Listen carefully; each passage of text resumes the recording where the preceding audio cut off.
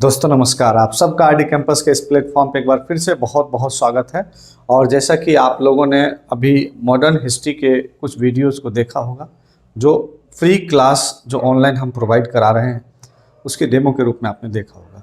दोस्तों यहाँ कुछ बच्चों के सवाल आए कि सर एक बार मॉडर्न हिस्ट्री में जिस तरह के सवाल होते हैं और जो दायरा है उसका प्रश्न पूछने का, उसको ध्यान में रखते हुए एक छोटा सा सिलेबस डिस्कस कर देते तो शायद हम लोगों को एक रास्ता मिल जाता। मैं आज उसी को जितना जल्दी हो सके कोशिश करूंगा कि आपको वो समझा सकूं और आप उसका लाभ घर बैठे अपने जहां भी हैं उसको उठा सकें। ठीक है, थैंक यू। एक बार फिर से आइए, मॉडर्न हिस्ट्री यानी कि आधुनिक भारत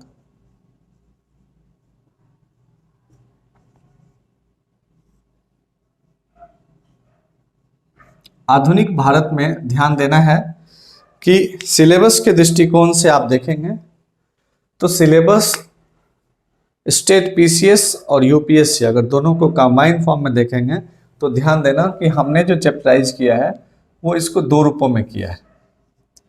और अगर देखेंगे तो ऐसे करके समझने से आपको शायद इसकी कोर लिंकिंग भी समझ में आएगी, सिलेबस भी समझ में। सबसे पहले है भारत का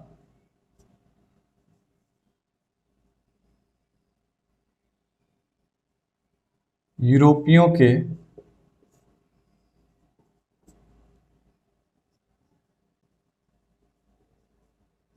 अधीन होना।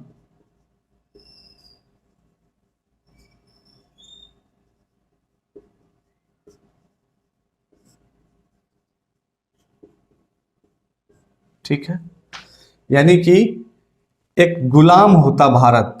कैसे भारत गुलाम हुआ, साधारण शब्दों में कहेंगे तो भारत गुलाम कैसे हुआ उसको देखना है। एक ब्लॉक में आपको ये रखना है। सिलेबस को तोड़ के समझोगे तो आपको ज्यादा समझ में आएगा, फिर कोर लिंकिंग हो जाएगी। दूसरा है ब्रिटिश हुकूमत के अधीन या ब्रिटिश हुकूमत के खिलाफ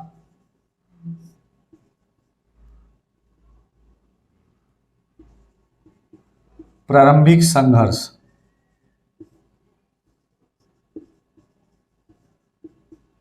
प्रारंभिक संघर्ष कैसे रहे, किस तरह से उसकी बात धीरे धीरे लोगों को समझ में आनी शुरू हो गई कि कुछ गड़बड़ है, ये गोरे, ये अंग्रेज, ये हमारे हित के लिए कुछ नहीं कर रहे हैं, कह रहे हैं बट कर कुछ और रहे हैं। तीसरा आता है कि स्वतंत्रता के लिए संघर्ष और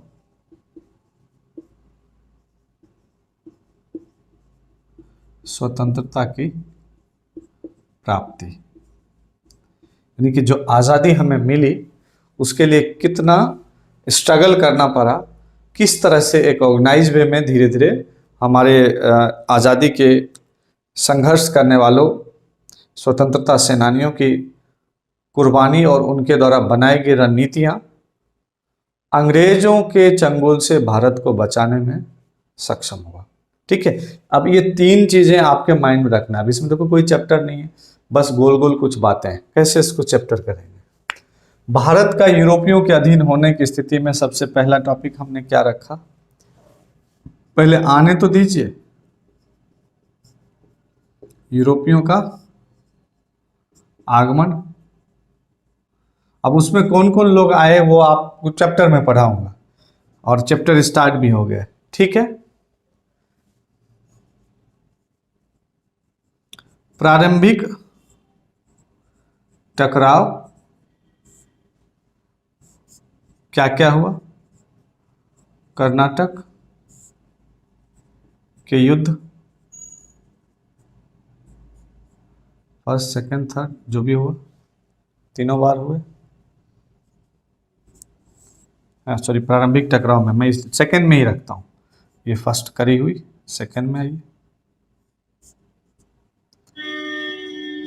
मैसूर का युद्ध। आपने हैदर अली टीपू सुल्तान का नाम सुना ही होगा, 1 2 3 4, 4 बार ये आमने सामने आए। ये कड़ी यहीं से शुरू होती है। प्लासी का युद्ध, प्लासी युद्ध। नेक्स्ट बक्सर युद्ध। आपको पता ही है 1757 और 1764। बक्सर के युद्ध के बाद ही उत्तर भारत में अंग्रेजों का आधिपत्य लगभग पूर्ण तरह से हो गया था और मैसूर का टीपू सुल्तान के मरने के बाद संपूर्ण दक्षिण भारत कहीं ना कहीं अंग्रेजों के अधीन हो गया था। अब अंग्रेज यह मान लिए थे, वेल्जली का एक कथन भी था कि पूर्व में अब शासन करना हमारे लिए आसान होगा, यह शायद अंतिम खिलाड़ी है जो हमारा विरोध कर रहा था, हमने इसे भी परास्त कर दिया है। तो ये ध्यान रखना कि ये करिए। तो अब देखो भारत अब धीरे धीरे कब्जे में आ गया। कब्जे में आने के बाद अब देखिए जो एक कड़ी में अन्य जनजातीय विद्रोह जो प्रारंभ में हुए, मैं इसको एक ही साथ रखा हूं, एक ही टॉपिक में मैं लास्ट तक का जनजातीय विद्रोह को पढ़ाता हूं।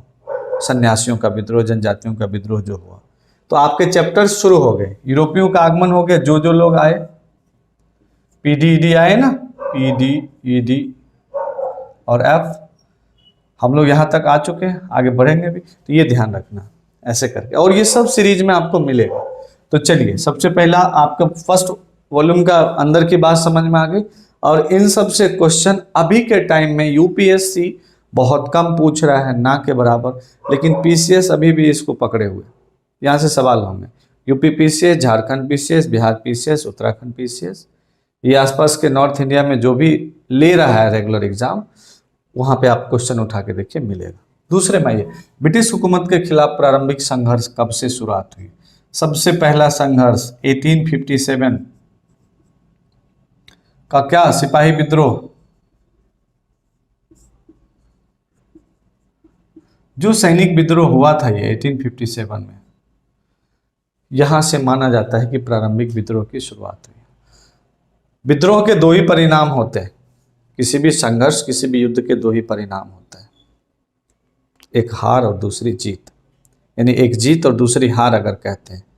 लेकिन योद्धा कभी हारता नहीं है। कैसे? जीतने वाली अपनी प्लानिंग करता है, क्योंकि उसकी जीत हमेशा के लिए नहीं होती, क्या पता उससे बड़ी लड़ाई कोई लड़के उसे हरा दे।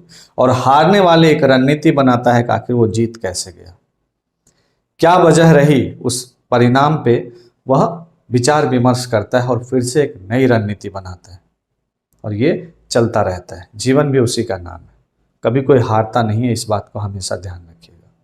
लगता है कि हम हार गए, हार मानना ही नहीं। आइए 1885, अब देखो सिलेबस समझा रहा हूं, भाषण वही जा रहा है बीच में। सिपाही विद्रोह 1885 में आएंगे तब क्या हो जाएगा, राष्ट्रीय कांग्रेस की स्थापना, नेशनल कांग्रेस बना।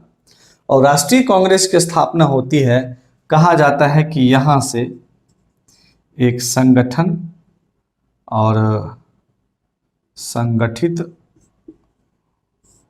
संघर्ष प्रारंभ होता है।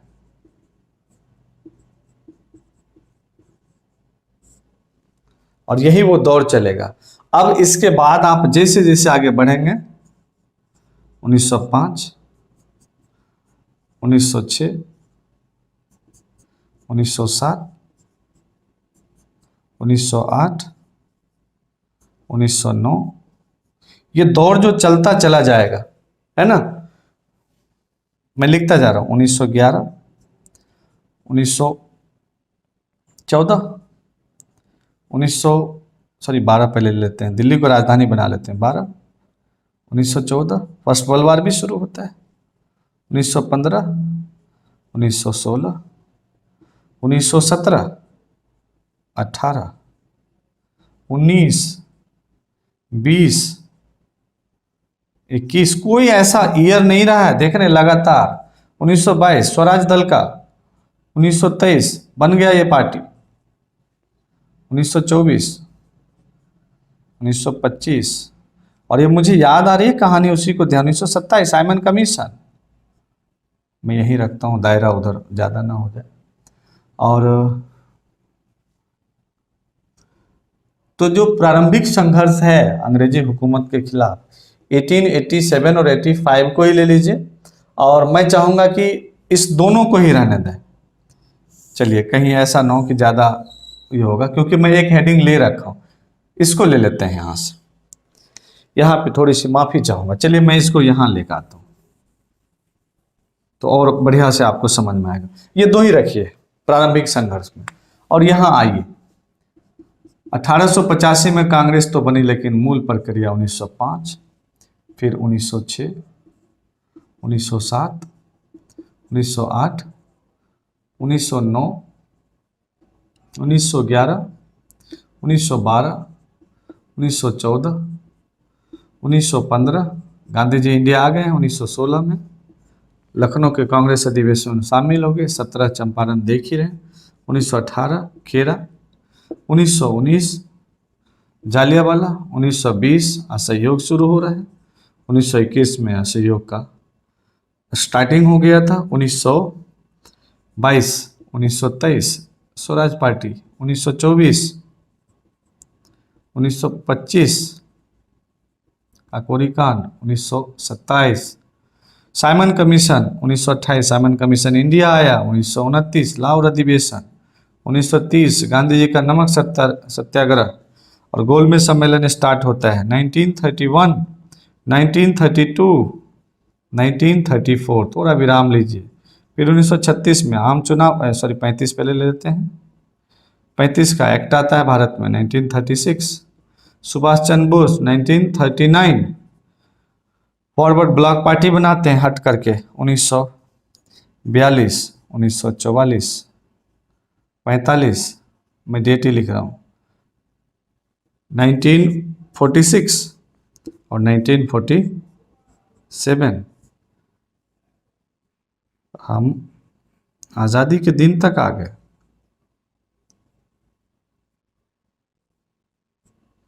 ये 15 अगस्त 1947,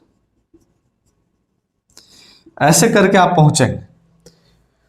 अब ये देखिए स्ट्रगल है, ये संघर्ष है, ये लगातार कुछ ना कुछ चल रहा है, लेकिन संघर्ष कैसे करेंगे? संघर्ष क्या तलवार चलता था रोज, भाले चलते थे? नहीं, गोलियां चलती थी, सब होता था, लेकिन एक्चुअल में जो संघर्ष था वह कहीं ना कहीं गांधी जी के आ जाने के बाद 1916 के बाद से 17 में जब चंपारण सत्याग्रह शुरू होता है तो वहां से एक नई आंदोलन की नीति आती है, जिसको अहिंसात्मक ढंग से अंग्रेजों के खिलाफ आवाज उठाने की बात आती है। तो पूरा एक गांधी एज देखेंगे तो वहां से कैसे 1905 के अधिवेशन के बाद 1907 में जब सूरत अधिवेशन होता है और कांग्रेस का बंटवारा होता है, दो गुट में बढ़ते हैं, तीसरा गुट क्या करता है, ये सब मैं एक कहानी बताऊंगा, आज़ादी की पूरे संघर्ष की कहानी कैसे होता है। आप चैप्टर ध्यान रखिएगा, एक हम उठाएंगे स्वतंत्रता के लिए संघर्ष और स्वतंत्रता की प्राप्ति, तो मैं एक डेट से लेकर चलूंगा, लास्ट डेट तक आपको लेके चलूंगा और आपको यही याद हो जाएगा। अब उसके बाद और कहां से क्वेश्चन होंगे? देखिए, ये सेकंड स्टार और ये आपका 3 स्टार है, हर रोज से सवाल बन सकता है, लेकिन इसको फुलफिल करने के लिए क्या क्या चीजों की जरूरत होगी? सबसे पहले जरूरत होगी कांग्रेस है, कांग्रेस के सारे अधिवेशन आपको बताऊंगा, याद ही करा दूंगा, कुछ फॉर्मूला, कुछ हंसी मजाक और कुछ ऐसी चीजों के साथ जो आप सोचे नहीं होंगे। सारे अधिवेशन, गवर्नर्स होंगे, वाइसराय होगा, इन सब के नाम पता होना चाहिए, काम भी साथ के साथ। और आगे हैं, चलिए, पत्र, पत्रिकाएं, पुस्तक, समाचार पत्र,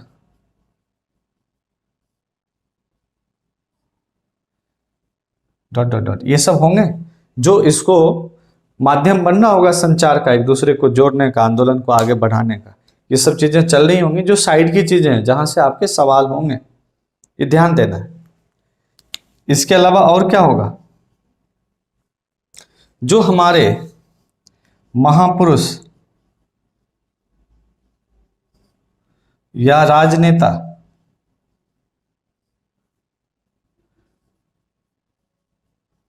या बलिदान करता, जो भी लोग हुए उसके बारे में जानकारी होना चाहिए ना।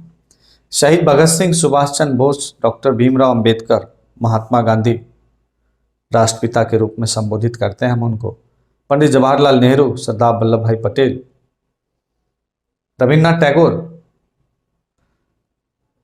एम.एन. रॉय, नहीं, श्यामा प्रसाद मुखर्जी। अब ये जितने भी लोगों के नाम आप लेंगे उन सब से भी सवाल हो सकते हैं और पूछना लाजमी है। किसानों के नेता आएंगे तो सहजानंद सरस्वती का नाम आएगा कि नहीं आएगा, वहाबी आंदोलन आएगा। तो आप जितनी भी चीजें आप इन सब से जोड़ेंगे जो उसके दिया था, तो आप ध्यान देंगे कि ये सब इसके बीच की कड़ी को, इसको फुलफिल करने का एक माध्यम होगा।